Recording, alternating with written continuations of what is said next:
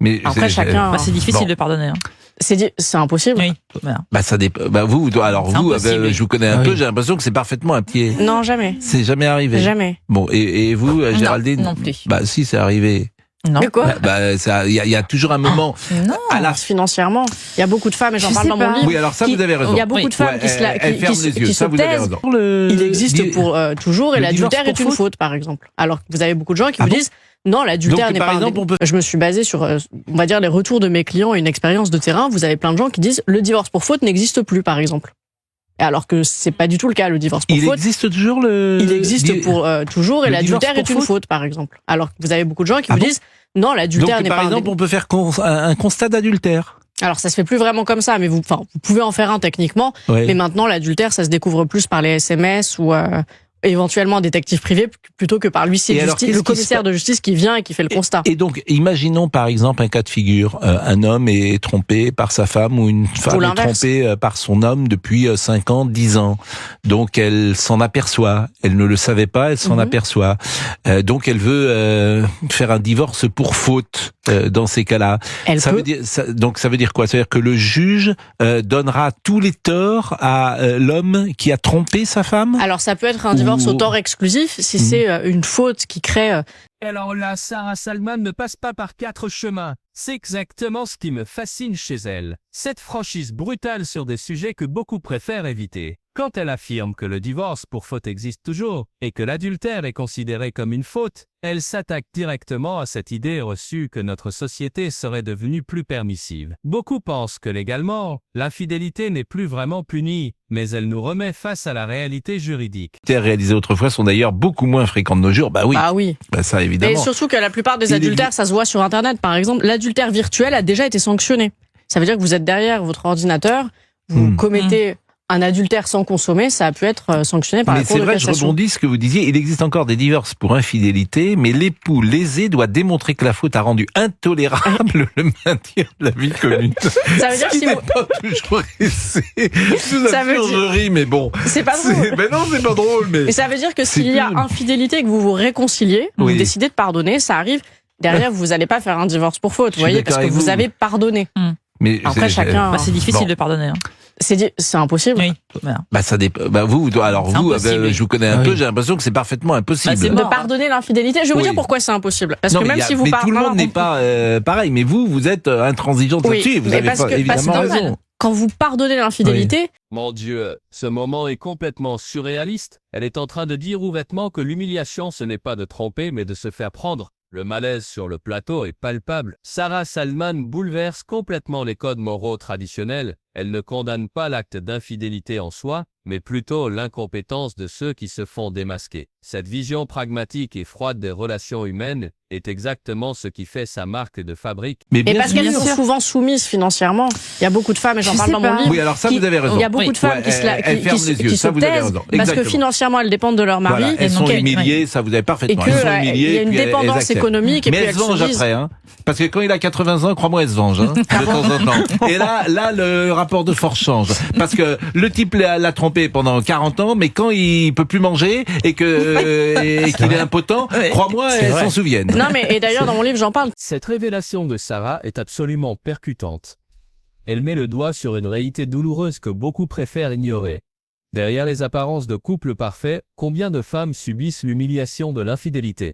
Parce qu'elles n'ont pas d'autonomie financière. C'est une forme de prison invisible qui maintient des milliers de femmes dans des situations intolérables. Cette analyse de la dimension économique de la fidélité est rarement abordée aussi frontalement. Déclaré. Non, 500 € en fonction de vos revenus que je ne connais pas, ça peut être un cadeau ou une donation. 500 € si vous gagnez le SMIC, c'est pas 500 € si vous gagnez 15 000 € par mois. Oui. Donc en fonction, ça peut être un cadeau ou une donation. Est-ce que j'ai le droit de donner des cadeaux, vous avez le droit. Oui, mais là, c'est de l'argent. Un cadeau peut être de l'argent. Oui, mais est-ce qu'elles doivent le déclarer? Si c'est un cadeau, non. Oui, mais alors qu'est-ce qui est...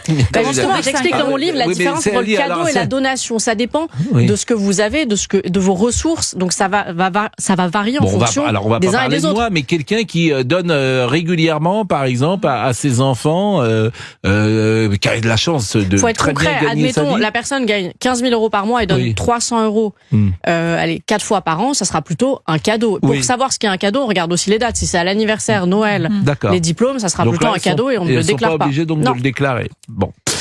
Chacun a le droit d'offrir à un proche pour son anniversaire ou pour Noël une somme d'argent plutôt qu'un cadeau matériel. La valeur acceptable d'un cadeau varie cependant beaucoup d'une personne à l'autre. Certains donneront 300 €. Certains d'autres donneront effectivement Vous en avez qui donnent rien, donc ça résout le problème. Bon, alors il y a plein de choses comme ça.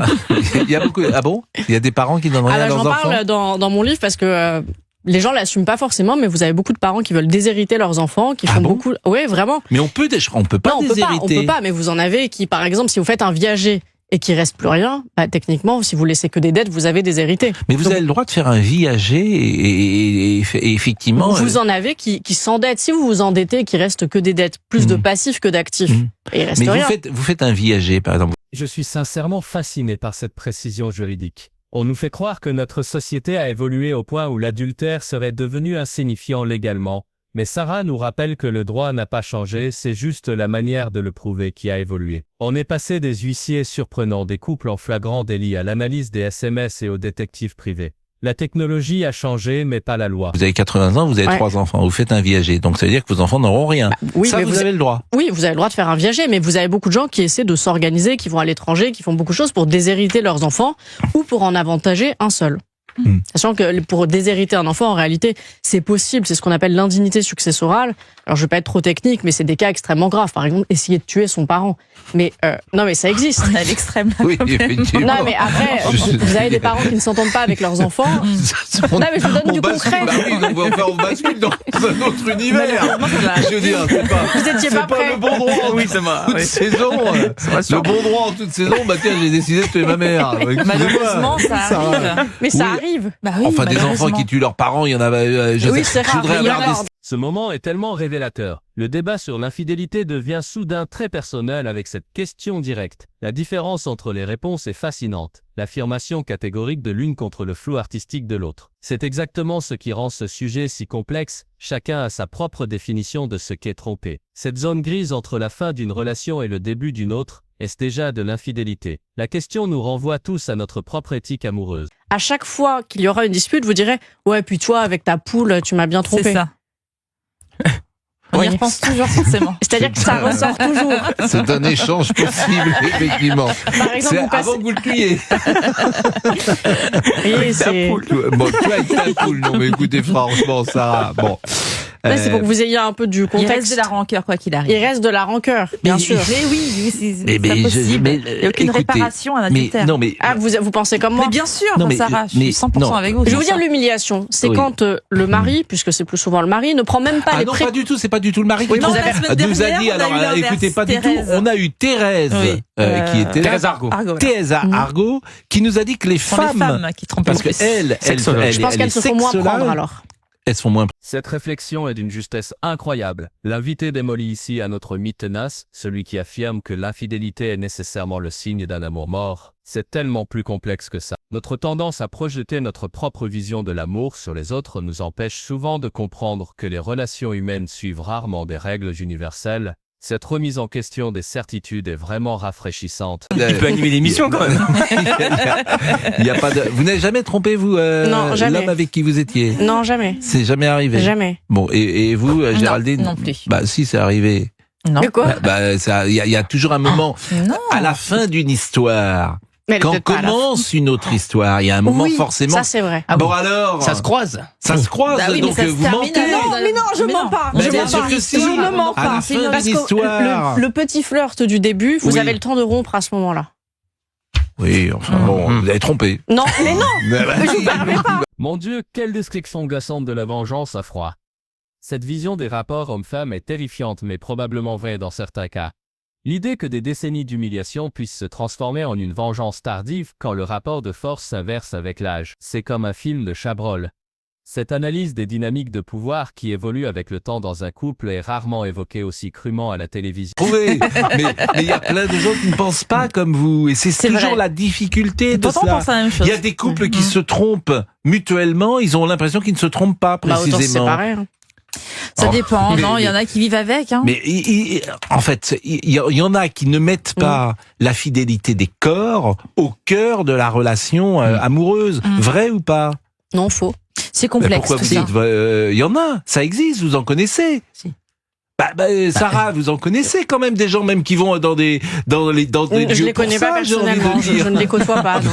On juge toujours les autres selon nos propres valeurs, surtout en matière d'infidélité. Cette tendance à penser que tout le monde fonctionne comme nous est la source de tellement de malentendus et de conflits. J'adore comment Sarah et l'animateur reconnaissent qu'ils partagent la même vision, tout en admettant que d'autres visions existent. C'est une rare démonstration d'intelligence émotionnelle dans un débat qui devient souvent très dogmatique. Sarah Salman décortique avec une précision chirurgicale le processus légal qui suit la découverte d'une infidélité de longue durée. Ce qui est fascinant, c'est qu'elle reste dans une analyse froide et technique d'une situation qui est pourtant chargée d'émotions dévastatrices. Cette approche purement légale d'un drame humain est caractéristique de sa méthode. Quelle nuance juridique fascinante! Sarah nous explique que ce n'est pas l'adultère en lui-même qui constitue automatiquement une faute, mais plutôt son caractère humiliant ou répété.